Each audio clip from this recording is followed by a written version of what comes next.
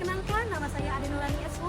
Saya adalah seorang guru sejarah kebudayaan Islam di Madrasah Aliyah Darul Ahkam, Kecamatan Kalapanggal, Kabupaten Sukabumi, sekaligus mahasiswa PPJ Daljab 2025 batch 4 di Universitas Islam Negeri Muhammad Malik Ibrahim Malang dengan nomor NIM 25010914589. Pada hari ini, Senin 19 Januari 2026, saya akan melakukan uji kinerja secara luring di kelas 10 Madrasah Aliyah Darul Ahkam dengan materi Peradaban Islam pada Masa Daulah Umayyah dengan metode pembelajaran Deep Learning KBC. Kurikulum berbasis cinta, cinta ilmu, cinta tanah air, cinta Allah Subhanahu wa Ta'ala, dan cinta Rasulnya Nabi Muhammad Sallallahu Alaihi Wasallam. Selamat menyaksikan. Terima kasih. Assalamualaikum warahmatullahi wabarakatuh.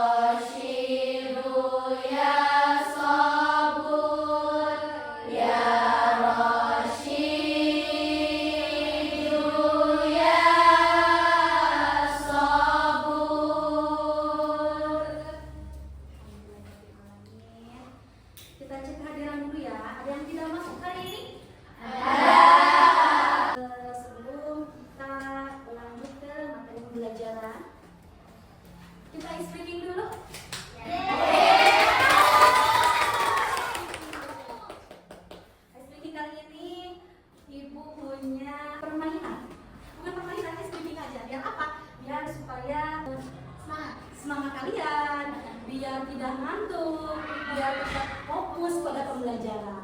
Kalau misalnya ibu bilang pagi, berarti kalian harus tepuk tangan 1 kali. Oke? Kemudian kalau misalnya ibu bilang siang, kalian harus tepuk 2 kali. Oke?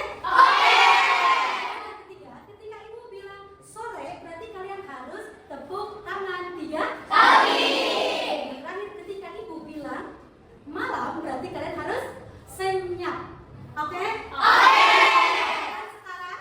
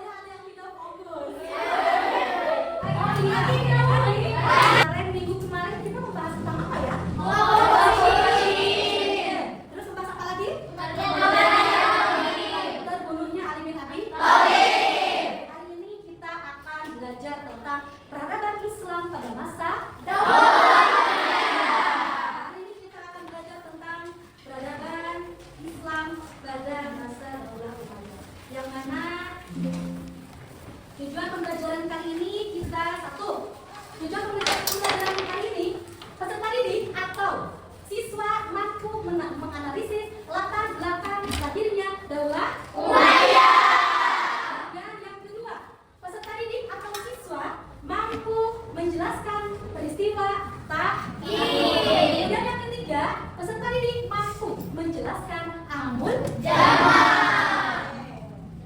Bagaimana sih perkembangannya? Perkembangan Islam pada masa Daulah Umayyah. Di sini ada peta kekuasaan Daulah Umayyah. Daulah Umayyah ini letaknya ada di mana? Ada yang sudah tahu? Damaskus. Betul, di Damaskus. Daulah Umayyah ini adanya di Damaskus.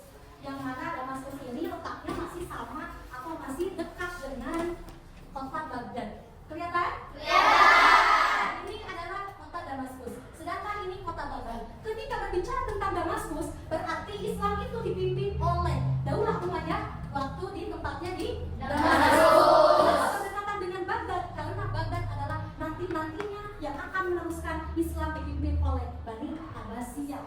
Ya, jadi ternyata tidak jauh antara lokasi Damaskus dengan Baghdad. Kemudian ada arsitektur masjid di Damaskus. Ini adalah peninggalan ketika Islam dipimpin oleh Daulah Umayyah. Daulah Umayyah ketika di Damaskus. Di sini ada peninggalan arsitektur masjid zaman dulu. Gambarnya seperti ini, bisa kelihatan? Bisa. Kemudian perbedaannya ada perbedaan tidak? Tentunya ada perbedaan. Dulu masjid zaman dulu seperti itu penampakannya, dan sekarang masjid zaman sekarang lebih diperbarui lagi, diperbagus lagi gitu ya. Nah, akhirnya penampakannya seperti ini. Sampai sekarang masih ada ya, masih ada masjid itu di Damaskus. Lanjut. Bagaimana peristiwanya atau sejarahnya Daulah Umayyah? Bani Umayyah atau disebut dengan Kekhalifahan Umayyah adalah kekhalifahan Islam pertama setelah masa Khulafaur Rasyidin yang memerintah dari tahun 661 sampai 750 Masehi. Kira-kira Islam ketika dipegang oleh Bani Umayyah berapa tahun? Ayo, berapa tahun? 80 tahun. 89 tahun. Nah, kemudian Islam dipegang oleh Bani Umayyah, yaitu tempatnya di Damaskus. Yang Damaskus ini dinisbatkan kepada siapa? Umayyah bin Asy'ad. Yang nantinya khalifah pertama Bani Umayyah itu Muawiyah bin Abi Sufyan. Umayyah karena dulunya itu Umayyah bin Syam. Dia adalah kakek buyut dari Muawiyah bin Abi Sufyan. Bagaimana sistem pemerintahannya ketika Islam dipegang oleh Bani Umayyah? Ternyata ketika Islam dipegang oleh Bani Umayyah, mereka memakai sistem monarki. Apa itu sistem monarki? Ini adalah sistem turun-temurun. Mereka beda dengan kekhalifahan Khulafaur Rasyidin. Ketika Islam dipegang oleh Khulafaur Rasyidin itu selalu memakai musyawarah. Mau pemilihan dari mulai pemilihan Abu Bakar As-Siddiq selalu musyawarah. Kemudian dilanjut kepada Umar bin Khattab. Yang ketiga Utsman bin Affan. Keempat Ali bin Abi Thalib. Beda lagi ketika Islam dipegang oleh Bani Umayyah, mereka selalu memakai sistem monarki. Bagaimana sejarah berdirinya Bani Umayyah? Sebuah konflik. Ketika Bani Umayyah berdiri, berarti ada berakhirnya Khulafaur Rasyidin. Kekhalifahan Khulafaur Rasyidin ditimbulkan, berakhirnya itu timbul terdapat konflik. Konflik apa? Konflik semenjak wafatnya Utsman bin Affan. Kenapa Utsman bin Affan wafat? Ada apa dengan Utsman bin Affan wafat? Satu, ketika Utsman bin Affan memerintah Islam di mana? Ketika Islam dipegang oleh Khulafaur Rasyidin, yaitu Utsman bin Affan, di situ banyak perpecahan konflik politik. Tidak persetujuannya politik, akhirnya Utsman bin Affan terancam. Yang kedua adalah pengepungan rumah. Rumah siapa? Utsman bin Affan dikepung bersama istrinya. Oleh siapa? Oleh bangsa pemberontak dari Mesir. Karena tujuannya mereka sangat tidak setuju, tidak puas dengan berpolitik. Dan akhirnya ketika beliau dikepung dan kebetulan Utsman bin Affan dengan istrinya, siapa istrinya? Naila. Istri Utsman bin Affan yaitu namanya Naila. Dikepung, kebetulan tidak ada satupun yang menjaganya. Akhirnya Utsman bin Affan dengan istrinya dibunuh oleh Umar. Terus yang pada akhirnya di sini terancam sekali umat Islam. Karena ketika sudah terbunuhnya Utsman bin Affan, berarti sudah Islam itu sudah di ujung apa? Di ujung terancam. Perpecahan agama, perpecahan umat. Di sini menjadi peperangan sepanjang masa ketika terbunuhnya Utsman bin Affan. Yang kedua, terbunuhnya Ali bin Abi Thalib. Karena ketika Utsman bin Affan terbunuh, akhirnya ada menjadi dua golongan. Yang satu ada golongan yang termasuk pengikut Ali. Yang kedua ada pengikut Muawiyah. Karena Utsman pada waktu itu meninggal. Akhirnya mereka ada yang ikut ke Ali bin Abi Thalib, ada juga pengikut umat Islam itu yang ikut kemana? Muawiyah. Di sini ketika Islam selesai pegang oleh Ali bin Abi Thalib, akhirnya Ali bin Abi Thalib juga terancam. Kenapa? Karena Muawiyah bin Abi Sufyan sudah apa? Mepet-mepet untuk merebut kekuasaan Islam dari tangan Ali bin Abi Thalib. Dan pada akhirnya Ali bin Abi Thalib juga meninggal. Dan dibunuh oleh siapa? Dibunuh oleh Abdurrahman bin Muljam. Setelah Ali bin Abi Thalib meninggal oleh Abdurrahman bin Muljam, kemudian langsung turun kepada siapa?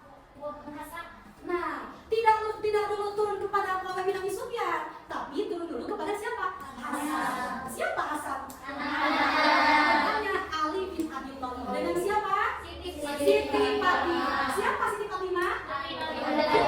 Muhammad sallallahu alaihi wasallam. Jadi tingkatan antara Nabi Muhammad sallallahu alaihi wasallam dengan Ali bin Abi Thalib itu tidak hanya sahabat, tapi siapa? Menantu. Hasan meneruskan kepemimpinan Islam. Hasan memimpin Islam ketika Ali bin Abi Thalib meninggal. Namun di sana Hasan tidak kunjung lama. Kenapa Hasan memimpin Islam tidak kunjung lama? Karena Hasan ini selalu terancam. Oleh siapa? Oleh Muawiyah bin Abi Sufyan. Tidak lama kemudian Hasan mengundurkan diri dan menyerahkan kepada Muawiyah bin Abi Sufyan sebagai kepemimpinannya. Di sini ada konflik lagi antara Hasan dan Husain. Di mana? Di Cordoba. Di mana konflik Hasan dan Husain dengan Muawiyah? Pertengkaran antara Hasan dan Husain dengan Muawiyah. Kemudian terbunuhnya Imam Husain di Karbala. Kebetulan Hasan dan Husain ceritanya kan adik kakak. Kemudian Husain tugasnya yaitu mengimami, tugasnya seorang imam di masjid di Karbala. Namun Husain juga terancam. Kenapa terancam? Karena Husain juga dibunuh oleh reng-rengan siapa namanya? Antek-anteknya Muawiyah bin Abi Sufyan. Akhirnya Husain juga dibunuh oleh antek-anteknya Muawiyah bin Abi Sufyan. Di sini ada perjanjian Madain. Apa itu perjanjian Madain? Kita lihat di sini. Satu, agar Muawiyah tidak menaruh dendam terhadap penduduk Irak. Yang kedua, agar negeri Abbas diberikan kepada Hasan setiap tahun. Karena posisi di sini Hasan masih hidup. Yang meninggal siapa? Husain, saudaranya. Kemudian yang ketiga, Muawiyah harus membayar Husain sebesar 2 juta dirham. Dan yang keempat, pemilihan atau pengangkatan khalifah selanjutnya harus diserahkan kembali kepada musyawarah kaum muslimin. Tapi apakah perjanjian ini nantinya disetujui? Tidak. Kenapa? Makanya ada sistem monarki. Kalau misalnya ini perjanjian Madain disetujui oleh Muawiyah bin Abi Sufyan atau khalifah Daulah Umayyah, tidak akan memakai sistem monarki. Tapi pada kenyataannya apa? Pada kenyataannya sistem monarki dilanjutkan. Muawiyah bin Abi Sufyan atau peradaban Islam pada masa Daulah Umayyah memakai sistem monarki. Tidak didengarkan ternyata perjanjian Madain ini. Oke, lanjut. Kemudian di sini ada perjalanan sejarah kekhalifahan. Di sini ada masa Muawiyah. Ketika Islam dipimpin oleh Muawiyah bin Abi Sufyan. Satu, ibu kota pemerintahan Islam dipindah dari Madinah ke Damaskus. Dulu Khulafaur Rasyidin memegang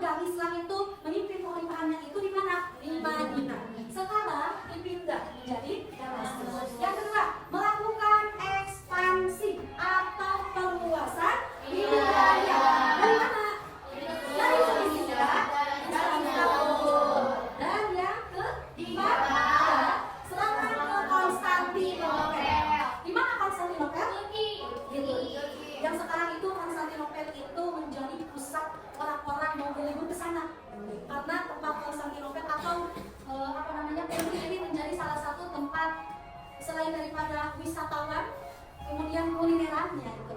Itu adalah tempat Konstantinopel atau disebut dengan Konstantinopel Turki ya. Dan yang terakhir apa? Setelah Muawiyah wafat, digantikan oleh putranya kayak gitu. Abdul Malik. Dan masa selanjutnya ekspansi terus dilakukan atau perluasan wilayah terus dilakukan, kemudian sampai mana? Sampai berhasil menguasai Afrika Utara dan sampai ke Gibraltar. Oke, lanjut. Di sini ada silsilah kekhalifahan Daulah Umayyah. Ini adalah khalifah Daulah Umayyah. Umayyah memimpin Islam di Damaskus, ada 14 khalifah. Silakan kalian boleh dibaca, boleh ditelaah. Nah, itu adalah 14 khalifah. 14 khalifah Umayyah di Islam. Islam dipimpin oleh 14 khalifah. Oke, lanjut. Bagaimana di sini keberhasilan perkembangan ilmu pengetahuan ketika Islam dipegang oleh Bani Umayyah? 1. Perkembangan di bidang ilmu kedokteran, ilmu pasti, kemudian filsafat, ekonomi, geografi, sejarah, bahasa dan sebagainya. Jadi tidak sembarangan kita di sini sekolah ada ilmu apa? Ilmu geografi, pelajaran geografi, pelajaran sejarah itu ternyata sudah ada pada zaman Bani Umayyah, sudah ada pada zaman Bani Umayyah. Yang kedua, kota-kota pusat pengembangan iptek di Damaskus, di Kufa, Makkah, Madinah, Mesir, Cordoba, dan Agra. Nah, ini cukup bagus perkembangan ilmu pengetahuannya ketika Islam dipimpin oleh Bani Umayyah. Kemudian pembentukan dinas pos, bisa menyusun kata memperlakukan bahasa bahasa resmi. Kemudian membangun infrastruktur sebagai panti-panti orang cacat jalannya. Terus orang cacat, jalan raya, pabrik-pabrik, gedung-gedung pemerintahan dan masjid-masjid. Itu keberhasilan Islam dipimpin oleh Bani Umayyah dari segi ilmu pengetahuan.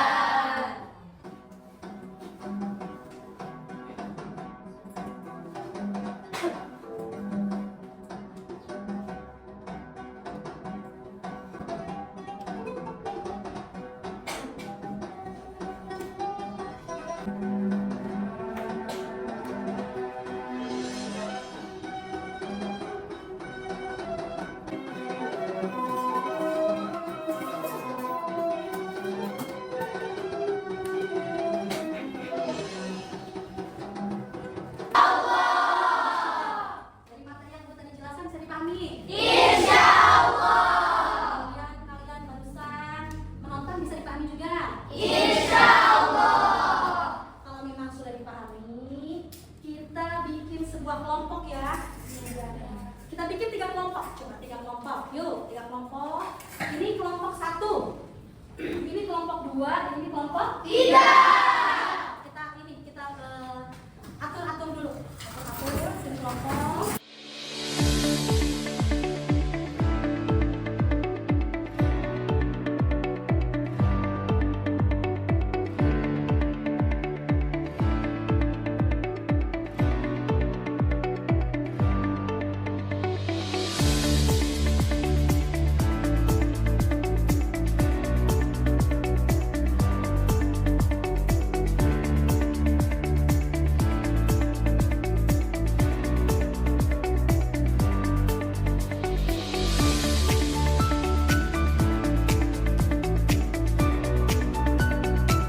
Tugas kalian adalah di sana di halaman situ halaman yang bagian terakhir. Boleh dipahami dan diisi, nanti kita akan masalahnya bersama-sama. Oke? Oke. Silakan belajar.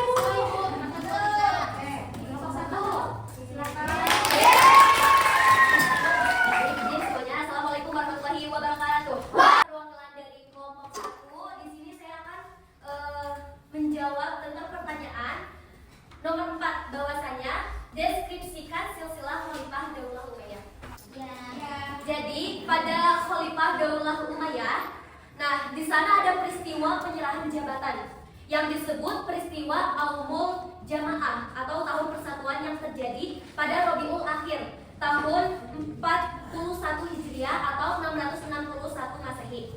Nah, peristiwa tersebut mengukuhkan Muawiyah sebagai khalifah dan menandai berdirinya dinasti Daulah Umayyah. Nah, kemudian Muawiyah memindahkan pusat kekuasaannya dari Madinah ke Damaskus gitu.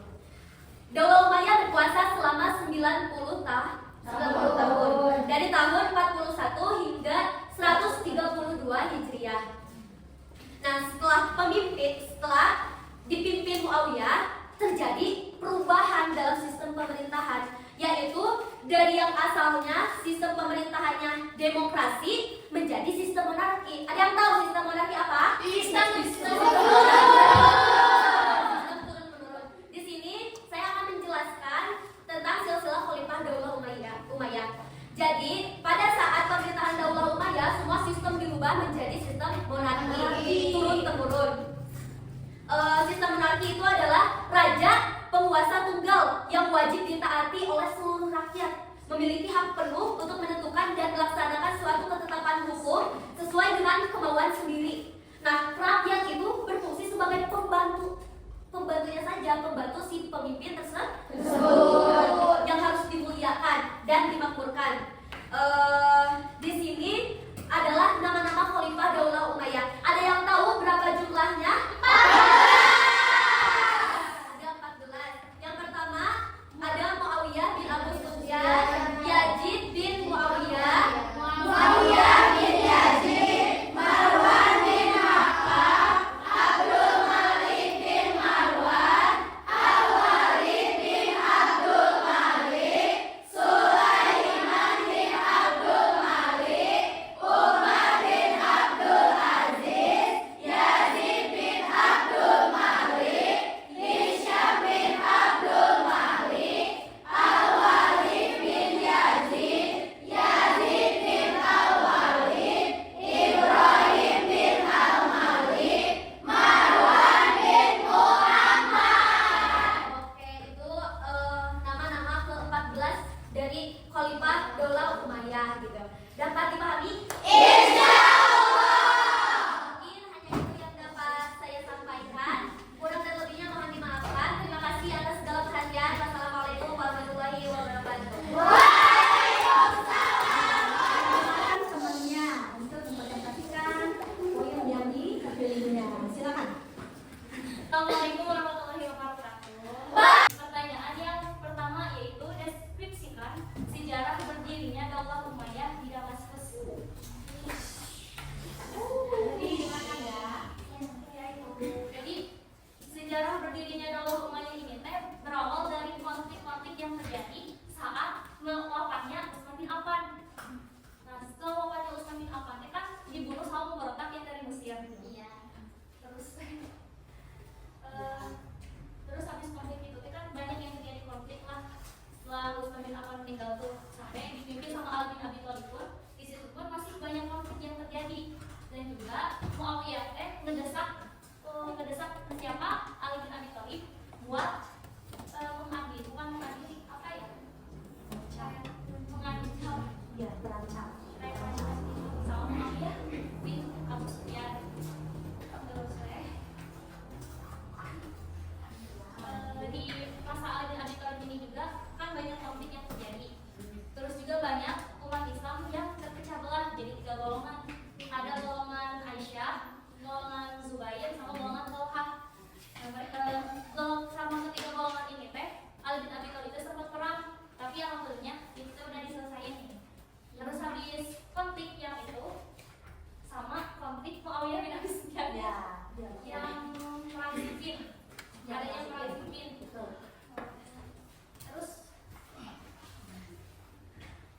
Ada lagi? Oke, silakan. kan Ali bin Abi Thalib ini kelompok Ali bin Abi Thalib kan perang sama Muawiyah di perang Siffin ini. Itu kan orang tahu yang mana yang benarnya.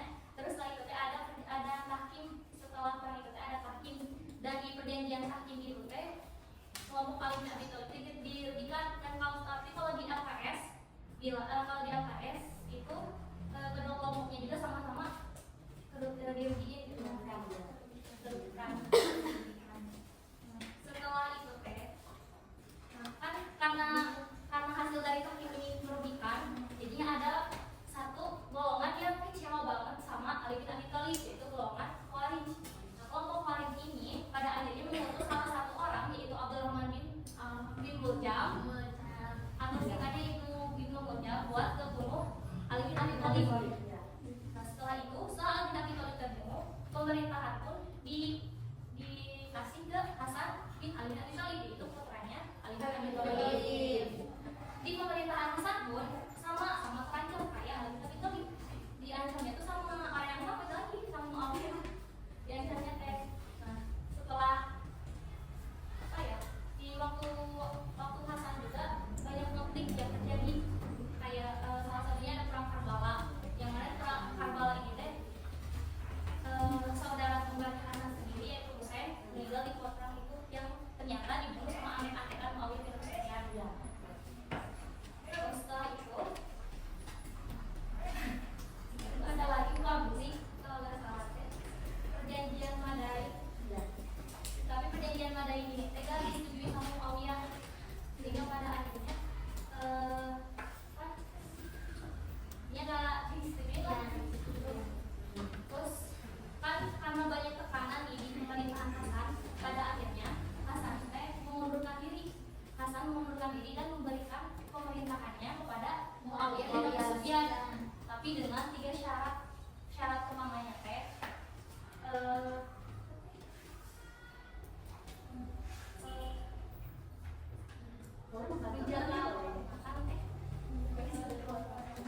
Semuanya bisa menjawab tidak?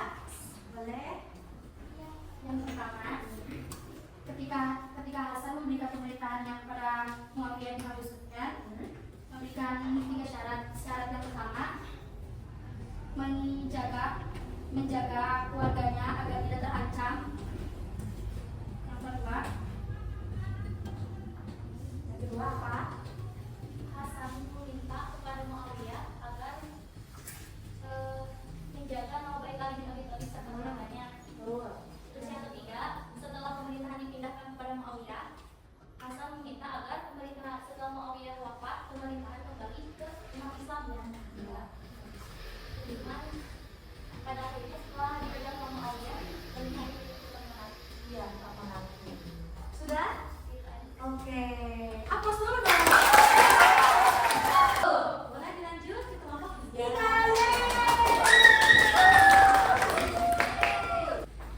Assalamualaikum warahmatullahi wabarakatuh. Perkenalkan, saya perwakilan dari kelompok 3. Berdirinya saya di sini. Izinkan saya untuk menjawab pertanyaan yang diberikan oleh Ibu Guru, yaitu pertanyaannya, bagaimana perkembangan ilmu pengetahuan masa Umayyah?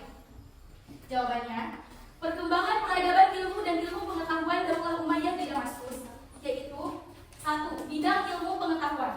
Pada masa ini ada 2 aspek ilmu pengetahuan yang berkembang, yaitu ilmu pengetahuan agama dan ilmu pengetahuan umum. Kedua, ilmu pengetahuan itu semakin berkembang setelah Daulah Umayyah berhasil menguasai Spanyol, Afrika Utara, Palestina, semenanjung Arabia, daerah Rusia dan kepulauan yang terdapat di Lautan Tengah, Ciprus, Rhodes, dan sebagian Sicilia. 2. Bidang ekonomi dan administrasi pemerintahan. Dinasti Umayyah membentuk sistem pemerintahan dengan terbagi atas satu kabinet yang di dalamnya terdapat beberapa lembaga yang meliputi A. Lembaga politik atau biasa disebut An-Nizam As-Siyasi. B. Lembaga keuangan. C. Lembaga tata usaha. D. Lembaga kehakiman. E. Lembaga ketentaraan. 3. Bidang pembangunan kota. Damaskus menjadi pusat pemerintahan Islam sejak masa kekhalifahan Muawiyah bin Abi Sufyan. Pada masa itu, Damaskus menjadi kota paling besar dan paling megah di wilayah pemerintahan Islam. Kota Damaskus memiliki 8 pintu gerbang yang dilengkapi dengan menara tinggi, sehingga jika akan mengunjunginya, menara-menara itu sudah terlihat dari kejauhan. Pada masa Al-Wali, kota Damaskus dipercantik lagi dengan berbagai fasilitas umum sehingga menjadi buah bibir pada masa itu. Kota Kairawan. Kota Kairawan dibangun oleh Gubernur Afrika Utara, yaitu dibangun oleh Uqbah bin Nafi al-Fihri, yang diangkat oleh Muawiyah bin Abi Sufyan. Kilauan yang letaknya jauh dari pantai menjadikan kaum muslimin merasa aman dari serangan tentara Romawi. 4. Bidang pendidikan. A. Kedokteran. Abu Al-Qasim Al-Zahrawi. Beliau dikenal sebagai ahli bedah peristiwa ilmu penyakit telinga dan pelopor ilmu penyakit kulit. B. Sejarah. Abu Bakar bin Umar. C. Bahasa dan sastra. Tokoh terkenal pada masa ini antara lain Abu Amir Abdullah. D. Kimia. Abu Al-Qasim Abbas Ibnu Famas. Beliau mengembangkan kimia murni dan kimia terapan yang merupakan dasar bagi ilmu farmasi. E. Ilmu-ilmu nakli. 5. Bidang arsitektur. Salah satu kemajuan arsitektur yang dicapai pada masa Daulah Umayyah adalah berdirinya Masjid Umayyah di Damaskus dan Masjid Baitul Maqdis di Yerusalem, atau terkenal dengan Kubah Al-Sakat yang didirikan pada masa pemerintahan Khalifah Abdul Malik bin Marwan. Nah, bidang militer. Kekuatan militer sebab diberlakukan undang-undang wajib militer atau bisa disebut dengan Nizamut Tajnidil Ijbari. Telah dibangun armada Islam yang hampir sempurna sehingga mencapai 17.000 kapal yang dengan mudah dapat menaklukkan Pulau Rodus dengan panglimanya Laksamana Aqobah bin Amir. Di samping itu, Muawiyah juga telah membentuk armada. Ada armada musim panas dan armada musim dingin, sehingga memungkinkannya untuk bertempur dalam segala musim. Di sini ada tokoh-tokoh yang berjasa menghantarkan kejayaan Daulah Umayyah, termasuk beberapa khalifah dinasti Umayyah sendiri. Mari sebutkan bareng-bareng yuk teman-teman. Ayo! Sebutkan. 1, ada